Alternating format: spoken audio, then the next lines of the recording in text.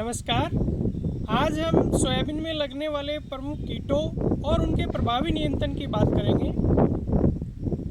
काफ़ी कष्ट होता है जब किसान आकर बताता है डॉक्टर साहब 4-5 दिन पहले इंसेक्टिसाइड का स्प्रे किया था और अभी तक इल्लियों का कंट्रोल नहीं हुआ। आप ताजुब करेंगे कि किसान को ये आइडिया रहता है कि कौन सी स्टेज पे कौन सा कीड़ा आता है। जब सोयाबीन की फसल 30 दिन के आसपास होती है तब ग्रिडल बीटल आता है, सोयाबीन के तने पे 2 कट लगाता है या डाली के ऊपर 2 कट लगाता है, उसके अंदर अंडा देता है।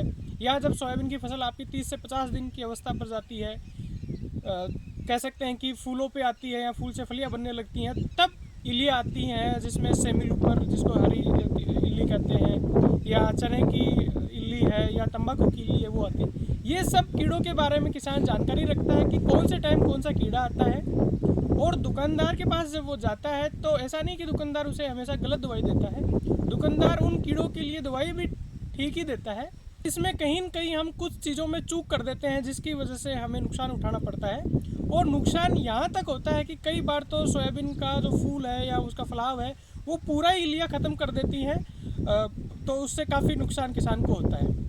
देखिए, सबसे पहले सोयाबीन में जो आता है वो 30 दिन के आसपास ग्रिडल बीटल आता है। जैसा कि मैंने बताया, 2 कट लगाता है, उसके अंदर अंडा देता है ग्रिडल बीटल। और ये ग्रिडल बीटल का टाइमली कंट्रोल करना काफ़ी ज़रूरी है, क्योंकि यदि हम लेट हो गए तो ये काफ़ी नुकसान कर देता है और बाद में प्रभावी तरीके से कंट्रोल भी नहीं होता है। तो इसके कंट्रोल के लिए आप थायोक्लोरपिड 750 ml या प्रोफेनोफॉस 1.25 लीटर, या आप इमामेक्टिन बेंजोइट 425 ml, या फिर आप थायोमिथोक्साम प्लस लेमडासाइल हेलियोथ्रिन का भी स्प्रे कर सकते हो।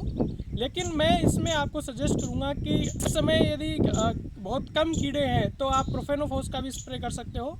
लेकिन यदि कीड़े ज़्यादा हैं और इल्लियाँ की संख्या थोड़ी ज़्यादा है तो आप इमामेक्टिन बेंजोइट का स्प्रे करें, क्योंकि इमामेक्टिन बेंजोइट ब्रॉड स्पेक्ट्रम है जो काफ़ी कीड़ों को कंट्रोल करता है। थायोमिथोक्साम प्लस लेमडासाइलोथ्रिन जो इंसेक्टिसाइड है, ये अच्छा इंसेक्टिसाइड है, लेकिन जहाँ तक हो सके इसको अपन स्प्रे ना करें तो बेहतर है। देखिए, इस चीज़ को भी अपने को समझना होगा। जो थायोमिथोक्साम प्लस लेमडासाइलोथ्रिन में जो लेमडा प्लस साइलोथ्रिन है, ये एक सिंथेटिक पायरोथ्रोइड्स है। और सिंथेटिक पायरोथ्रोइड में और भी कई इंसेक्टिसाइड आते हैं, जैसे साइपरमेथ्रिन आता है, डाइफेंथ्रिन आता है, जिसमें लास्ट में थ्रिन लगता है। इन इंसेक्टिसाइड्स को अपन जितना अवॉइड करें उतना ज़्यादा बेहतर है। हालांकि इनके रिजल्ट ठीक आते हैं, जब तक बहुत आवश्यक नहीं हो तब तक हम इन्हें स्प्रे नहीं करें। उसके 2 मेन कारण हैं।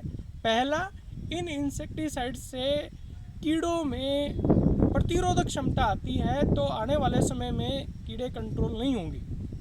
दूसरी चीज़, जैसे लेमडा वगैरह आप स्प्रे करते हो तो जो आपका लेबर होता है, स्प्रे करने वाला होता है, उसको खुजली आती है, तो इसलिए इनको अपन अवॉइड करें तो बेहतर है।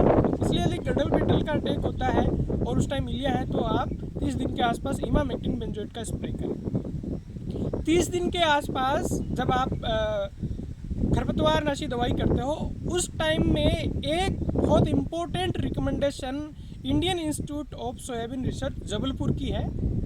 उनकी रिकमेंडेशन ये है कि जब आप खरपतवारनाशी दवा का स्प्रे करते हो, इमीजा जिसको आप परस्यूट करते हो, उसके अंदर आप क्लोरेंट्रानिप्रोल 125 ml, यानी जिसे आप कोराजन के नाम से जानते हो, आप किसी दूसरे नाम की भी इंसेक्टिसाइड जो दूसरी कंपनी की वो भी ले सकते हो। आप यदि खरपतवारनाशी दवा में इसका मिक्स करके स्प्रे कर देते हैं तो एक तो आपको कीड़े की दवाई स्प्रे करने का खर्चा बचेगा। दूसरा, ये बताते हैं कि उनका कहना ये है कि जो आपकी कोराजन है, इसका 25 से 30 दिन तक असर रहता है फसल के अंदर। तो यानी आपने 25-30 दिन की फसल पे जब ग्रिडल बीटल आता है, जब आप खरपतवारनाशी दवा का स्प्रे करते हो, तब यदि कोराजन का आपने स्प्रे किया है तो 25-30 दिन उसका असर रहा, मतलब आपका 50-60 दिन की फसल हो जाती है, तब उसके बाद में ज़्यादा कीड़े आते भी नहीं हैं। तो लेकिन मेरी पर्सनल आपको राय ये है, जब तक बहुत ज़्यादा कीड़े नहीं हो, आपको ऐसे नहीं लग रहा है कि बहुत ज़्यादा कीड़े हैं और मौसम ऐसा बन रहा है कि कीड़े आने की संभावना है,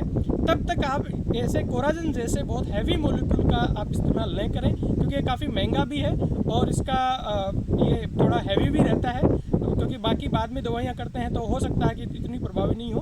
पर यदि आवश्यक हो तो आप कर सकते हो। इसके बाद में जो 30 से 50 दिन की सोयाबीन की जो अवस्था होती है, जिसमें फूल आते हैं, फलियाँ बनती हैं, वो अवस्था कीड़ों की दृष्टि से बहुत ज़्यादा महत्वपूर्ण रहती है। तो इस टाइम आप अपने खेत में रेगुलर मॉनिटरिंग रखें। इस टाइम मेनली 3 इल्लियाँ आती हैं। एक सेमी लूपर जिसको आप हरी इल्ली कहते हैं, जो थोड़ा यूं करके चलती है। इसके बाद में तंबाकू की इल्ली आती है और एक चने की इल्ली आती है। ये 3 महत्वपूर्ण इल्लियाँ आती हैं और इनसे कई बार लगभग 100% नुकसान भी हो सकता है, यदि क्योंकि उस टाइम ये पत्तियाँ नहीं खाती हैं, उस टाइम ये फूल और फलियाँ ही खाती हैं। तो इन इल्लियों के प्रभावी कंट्रोल के लिए आप फ्लूवेंडामाइड, इंडोक्साकारब या इमामेक्टिन बेंजोएट या इसके अलावा आप नूवालुरोन प्लस इंडोक्साकारब 850 ml पर हेक्टेयर के हिसाब से स्प्रे करके आप इन इल्लियों का प्रभावी नियंत्रण कर सकते हो। लेकिन मेरी राय ये है कि इल्लियों के साथ यदि और कोई कीड़े भी हैं तो आप नूवालुरोन प्लस इंडोक्साकारब का स्प्रे करें। और यदि आपने ग्रिडल बीटल के टाइम प्रोफेनोफॉस वगैरह का स्प्रे किया है तो इस टाइम आप इमामेक्टिन बेंजोएट का स्प्रे कर सकते हो, क्योंकि इमामेक्टिन बेंजोएट इल्लियों के लिए काफ़ी प्रभावी इंसेक्टिसाइड है। यहाँ एक थोड़ी सी चूक किसान करता है, वो ये है कि जब खेत में 1-2 इल्ली आती है तभी हम स्प्रे कर देते हैं और उसके 8-10 दिन बाद में शिकायत आती है कि साहब इल्लियाँ आ गई, फसल ख़राब हो गई, दवाई ने काम नहीं किया। दरअसल होता क्या है, जब 1-2 इल्ली दिखती है तब हम स्प्रे कर देते हैं और उस दवाई का जो असर रहता है वो ज़्यादा असर 8-10 दिन तक रहता है, उसके बाद में धीरे धीरे कम होने लग जाता है। और असली में जो कीड़े का जो अटैक है, वो रियल जो इंसेक्ट अटैक है, वो उस 8-10 दिन के बाद में ही होता है और अपनी फसलों को नुकसान होता है। और यहाँ तक कि इस स्टेज में फूल और फलियाँ पूरी तरह से इल्लियाँ ख़त्म कर देती है और सिर्फ सोयाबीन के पत्ते पत्ते ही रह जाते हैं। तो ऐसे में अपनी रेगुलर मॉनिटरिंग बहुत ज़्यादा ज़रूरी है। मैं बार बार मॉनिटरिंग पे इसलिए फोकस कर रहा हूँ क्योंकि मॉनिटरिंग बहुत ज़्यादा ज़रूरी है और स्पेशली सुबह के समय हमें मॉनिटरिंग करनी चाहिए, क्योंकि दोपहर में ये जो इल्लियाँ हैं ये ज़मीन में जो दरारें बनती हैं उनमें चली जाती हैं और हमें दिखाई नहीं देती हैं। देखिए मॉनिटरिंग को क्या फ़ायदा है मॉनिटरिंग का, इसको एक उदाहरण से समझते हैं।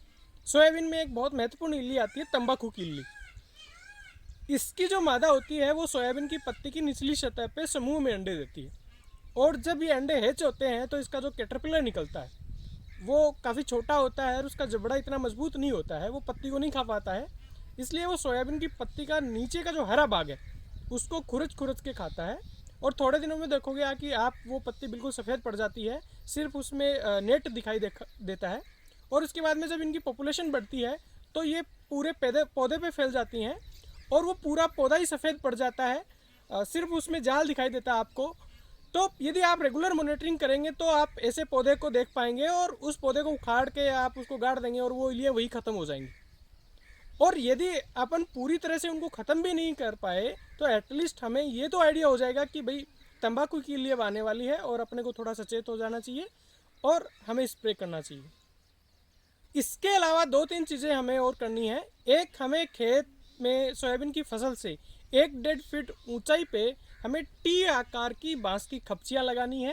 एक और इम्पोर्टेंट चीज़ जो हमें करनी चाहिए, चाहे आप छोटे किसान हो चाहे आप बड़े किसान हो, हमें फेरोमोन ट्रैप ज़रूर यूज़ करना चाहिए।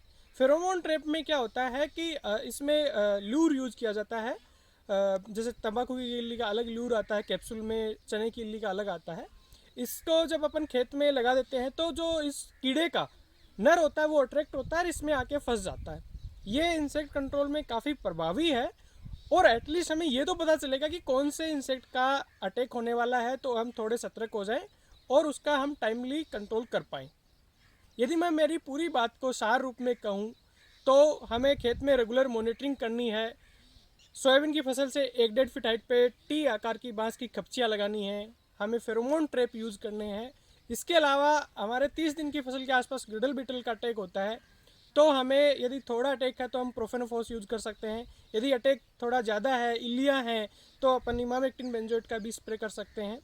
इसके अलावा जब फूल आते हैं, फलियाँ बनना स्टार्ट होती हैं, उस टाइम में इल्लियाँ काफ़ी आती हैं और जब मौसम साफ़ है, वातावरण में नमी है, बारिश नहीं हो रही है, ऐसे में इल्लियाँ आने की संभावना पूरी तरह से बन जाती है। तो ऐसे में यदि इल्लियाँ आती हैं और आर्थिक क्षति स्तर से ऊपर इल्लियाँ हैं तो हमें स्प्रे करना चाहिए नूवालुरोन प्लस इंडोक्साकारब 850 ml पर हेक्टेयर के हिसाब से, या emamectin benzoate 425 ml per hectare के हिसाब से भी हम स्प्रे करके इल्लियों को प्रभावी तरीके से हम कंट्रोल कर सकते हैं।